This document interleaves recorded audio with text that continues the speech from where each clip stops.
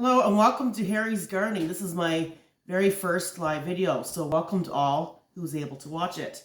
I just got back from Canadian Tire in Stratford and they had some beautiful plants. First one I'd like to show you is this beautiful plant called moon cactus. It is beautiful. I couldn't resist.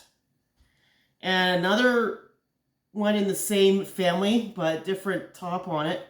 This is a moon cactus as well. Check out the variations of it. Isn't it beautiful? Oh, love it. And my final plant is this Stromanthe Trio Star. Just look at the variations of all the beautiful leaves. It's gorgeous. It requires indirect light, so not bright light. And yeah, it's got hues of pink in it. The underside of the leaf has pink on it. See? It's a beautiful plant to add to your collection. That's it for today. Thank you for joining us. Bye.